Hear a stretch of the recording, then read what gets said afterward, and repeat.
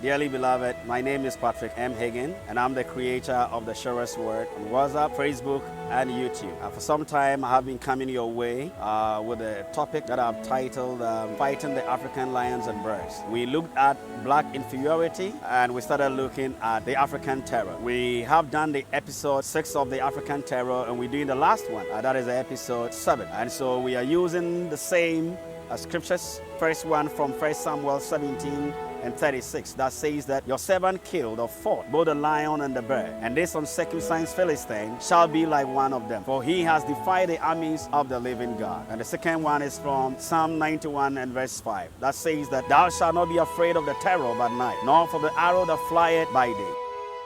My dearly beloved who are circumcised in the heart through the washing of your heart by God's word. Today I'm once again privileged to come your way with this broadcast that is also broadcasted on Facebook and on YouTube. As a partner of this platform, I would encourage you to subscribe to our YouTube channel by searching for the Surest Word with Patrick M. Hagen whilst you are on YouTube. But as I bring the concluding part of the African terror to you, I want you to be mindful of the fact that I can't exhaust all that I want to share via this medium. A comprehensive book on the main topic would be put together for you to have the full perspective of what fighting the African lions and bears is all about. However, if we continue from where we left off last week, then you must understand that the fourth thing that white supremacists are doing to prevent Africa from rising is creating division among the African states. This is what is called divide and rule. Hence, though people like Dr. Kwame Nkrumah, who was the first president of Ghana, who fought for the unification of Africa, yet the white supremacists used all the machinations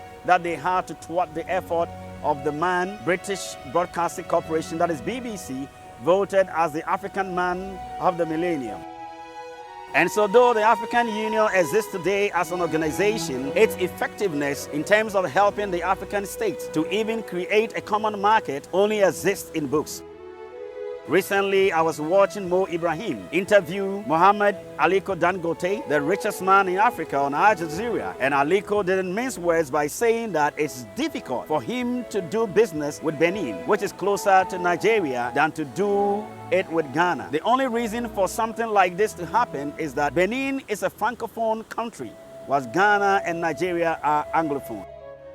So even in terms of language, Ghana and Nigeria are able to understand themselves better when doing business than with Benin. Besides this, most African states don't trust themselves to do business together, though the African Free Trade Area, AfTA, is projected to generate about $6.7 trillion by 2030 in consumer and business spending. Let me now turn my attention to the Asian Trojan Horse that is also clandestinely infiltrating into the African economy to rob her people of their heritage. The only difference between the white supremacists and the Asian Trojan Horse is that whilst the white supremacists came to enslave Africans and carry her wealth away, the Asian Trojan Horse has, however, come to Africa with fantastic business proposals. But beneath these business proposals is the idea to enslave Africans and siphon her wealth to Asia. Notable among these Asian tigers is China and India. These two nations in Asia are now dominating any business that you can think of in Africa. For instance, in my own country, the Chinese and the Indians have completely taken over the gold industry by pumping huge sums of money in that sector. In doing so, they hide behind some native mafias to enjoy cheap labor force so that they can maximize their profits. Africa must therefore wise up to protect her people from being enslaved again by other people.